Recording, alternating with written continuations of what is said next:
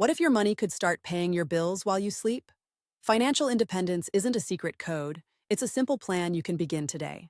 Think of FI as freedom from living paycheck to paycheck, a future where money choices aren't forced.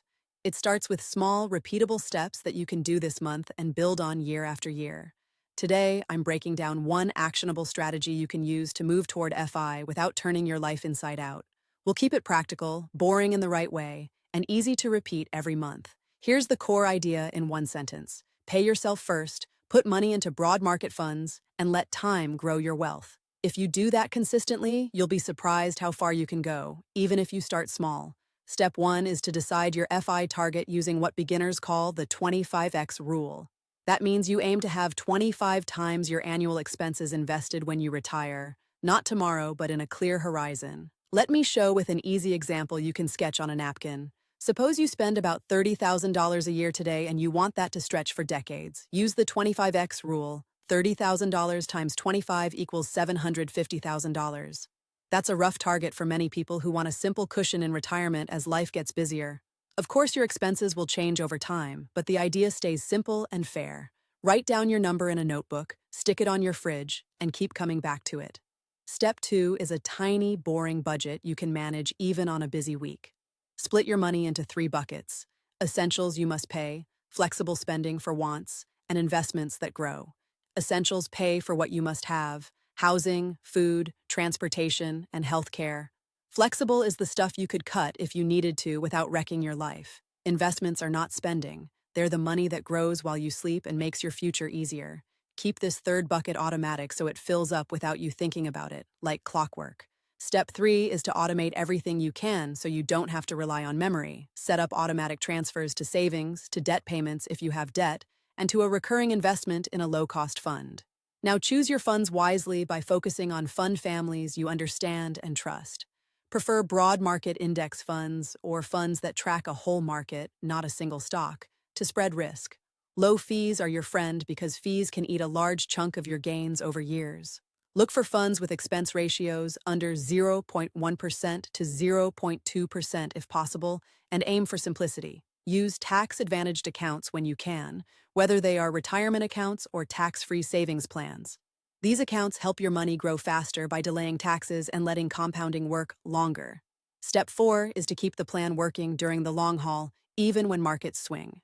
Investing is not a get-rich-quick game. It's a slow, steady climb that pays off over years. To keep it simple, start with a target savings rate of 20 to 25% of your income. As you earn more or cut costs, push that rate higher while staying mindful of your life quality. Make it a habit to review your numbers once a month, not once a year. Look at spending, savings, and investments, and adjust if needed so you stay on track. Put an emergency fund aside before heavy investing, so you won't be forced to cash out in a panic. 3 to 6 months of living costs to cover surprises is enough for most people. If debt is part of your life, plan a steady path to pay it down. Start with the highest interest debt first and use automation to clear it while you keep saving. Once the basics are in place, you can think about your withdrawal plan to last through years of use. People often pick 4% as a starting point, but the exact number depends on your lifestyle and health. 4% is a rule, not a guarantee, and it depends on how your life unfolds. It works better when expenses are under control and investments are diversified and reliable. Here is a simple, concrete example you can relate to, not a fantasy. Let's say you spend $28,000 a year and already saved $500,000. With a 4% rule, that $500,000 could fund about 20 years of expenses, but you would likely adjust it as you go, based on how your expenses and returns change. Now imagine you do not want to stop working completely but want more freedom. You could choose to work part-time, pursue something you enjoy, or volunteer while you age into FI. FI does not mean you disappear from work. It means you control your choices. It gives you options, not pressure to stay in a bad job or chase a dream you don't love. Let's talk about a practical day in the life of someone aiming for FI. They wake up, review bank apps, check their automated transfers, and plan simple steps for the day. They cook at home, avoid high-cost habits, and keep a simple entertainment budget. If a sale comes up, they buy what they need and ignore hype and trends. On weekends, they might work a few hours on a side project that fits their skills. Side income speeds up the journey but is optional and should match your energy and interests. Notice how this plan stays within plain language, no hype or tricks. It does not require fancy gadgets or a secret shortcut, just consistent effort. Now we'll run a small, realistic numbers scenario to show the path you could walk. Imagine you earn $50,000 per year, and you spend $34,000. You automate $9,000 a year into investments and $6,000 into an emergency fund. That leaves $11,000 for everyday use, which is modest but doable for many households. Assuming a 7% average return, your investments could grow steadily without extra work. Over 15 years, you may hit a milestone and keep climbing toward your target. Every few years, you recheck your target and raise your savings if possible, even by small amounts. The goal is to keep the 25x target in sight, not to hit a fixed number and stop improving. Here are some mistakes people make without realizing it that slow progress. Spending in response to social pressure, chasing hot investments, and ignoring fees can derail plans. Another trap is trying to time the market instead of staying invested through ups and downs. Time in the market matters more than timing it, especially for beginners who want to learn slowly.